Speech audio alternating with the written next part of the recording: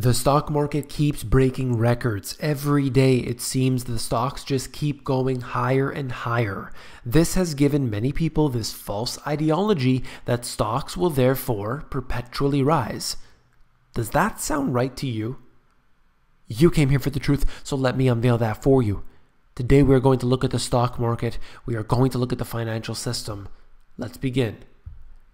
This will show you that stock buybacks are nearly $4 trillion since 2009. These companies have created their own stimulus package in a way. When you add on top of that central bank intervention, which has taken place in that same time frame, you have a recipe for success for any of these stocks. You look at certain stocks that have received the benefits, particularly when we look at this central bank intervention, and then you look at a similar stock, similar market cap, perhaps similar business in the same sector, and it hasn't done as well. You need to understand that there are only a handful of stocks really receiving the benefits of this. And then you add in these share buybacks and you start to realize what has really been pushing this market upward. So while some companies have decided to do share buybacks, others have really been sticking to the dividends. So that company will need to address that. What do we want to do? What do we see in the future? Do we want to be more cautious right now? Do we want to overextend? Share buybacks generally mean they're not too sure about the future at this moment. They want to maintain safety, so they'll do share buybacks. Let's just keep it calm and cool for now. But things may be changing. We'll see. All I see is more and more share buybacks for the time being. So I wanted to do a little bit more digging on the share buybacks, and I found Credit Suisse. The $2.7 trillion spent on buybacks by the S&P 500 from 2004 to 2011 dwarfed the $1.8 trillion in dividends paid over the same time frame. The question is whether companies truly believe that they are paying less than the intrinsic value for the stock and adding value for the remaining shareholders. If not, maybe they should be spending less on buybacks and paying out more in dividends. So that's remaining to be seen. It depends on a particular stock. I mean, there's so many factors why a company would want to do this. But I believe that dividends are excellent. When you look at this, for those who invest in paper, if somebody knows that they are going to be getting dividends on a particular stock, they're more likely to keep their money in there. You're not going to have as many day traders, and you'll have more investors, long-term investors. And I think that's great about dividends, that it pays people over time. That's passive income. You're giving them a whole lump sum of money, and they give you back this little paycheck. And that continues on and on. And you hope that they continuously give that dividend. We've seen that change in certain stocks, of course. So let's go on to something else that we've noticed over time. 63 new highs is the all-time record. NASDAQ new highs. Can you believe this? 63. Broken the record 63 times. And where have we seen this? Well, not in these years, except for the dot-com boom and bust. That's the last time we saw this. And it's surpassed that now. I mean, sure, this can go up to 65, 70, 100. Who knows? I don't know where it's going to end. But what I've been noticing, actually, I've always been saying that we're making the same mistakes as the financial crisis. And definitely, some ways we are. But when you look at the, let's say, the economic indicators, I see it to be a lot like the dot-com boom.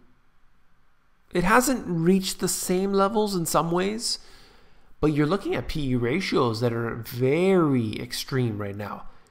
Far surpassing financial crisis levels. So this is something that I've been really questioning as time goes on. One of the longest streaks ever without a 0.5% drop. All right. The orange is the days without a 0.5% drop. And this is, of course, is the S&P. This is going back all the way to 1928, it looks like. Right now, 43. Surpassing all of these years, decades, going back decades. Haven't seen this level since the 90s. Prior to that, there were a couple events that have been longer streaks here. Throughout the 50s, 60s. Definitely. But a 0.5% drop. Think about that. There's no volatility. There's no risk. In the stock market right now, you could put your money in and you'd have no risk. That's what it's telling us. You don't even have to lose 0.5% of your money. You don't have to worry about it. And this is strange. In any market, whether that's stocks, bonds, cryptos, real estate, but particularly in the paper ones, you always want some level of risk. That's the reason you're in there. Because if there's no risk, naturally, it shouldn't be going up as much either. It should be a slow and steady climb. But we don't see that. We see big drops downwards. We see skyrocketing upwards. For me, if it was me and I wanted to invest in paper, I would just want a nice slow and steady rise year after year after year after year. That doesn't happen. I mean, it's been rising, but it's been rising very fast historically. That's not a good thing for somebody who is looking at this as a long-term investment. You want to not have to worry. And then you look at this volatility. It's strange. I mean, there should be some volatility. I know that in a way it's great. You just put your money in and you know it's going to rise forever.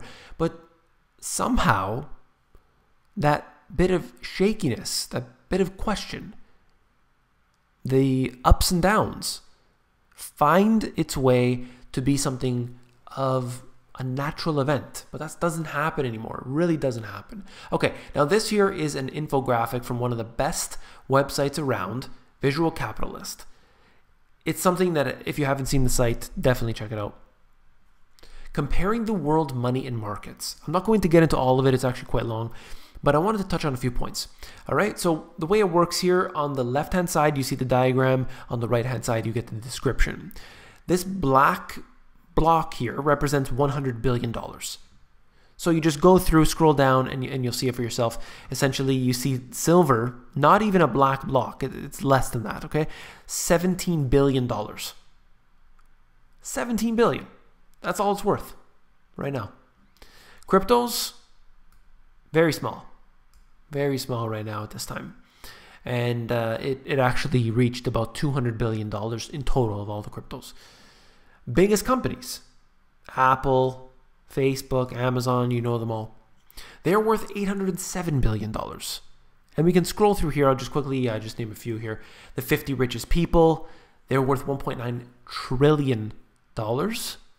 California's GDP, $2.9 trillion. The Fed's balance sheet, $4.5 trillion. The currency of all the world's coins and banknotes is roughly $7.6 trillion. Gold amounts to $7.7 trillion. All those central banks holding on to it. Individuals, manufacturing that uses it. Stock markets, $73 trillion. And this is just to give you that size and scale, how big certain markets are compared to others. I mean, just take, for example, most extreme example. Look at the stock market compared to silver. It's a fraction. It's a drop in the bucket. It doesn't make any waves. That market can be manipulated so much easier than the stock market can. And we know it's manipulated as it is. So just imagine how easily silver can be manipulated when it has so little quantity out there. Look at the money supply. Total value of the world's easily accessible money supply, 36.8 trillion. Then you look at the broad money, 90 trillion. Goes on to global debt, goes on to derivatives, everything else. I think it's a fantastic little chart here. If you want to see for yourself, just go either in the links in the description here on the sources, or you can just type it into a search engine and say comparing the world's money and markets, visual capitalist, and you'll be able to find this for yourself. I think these are great, these infographics. They really tell a lot in a short period of time. I hope that you did find it informative.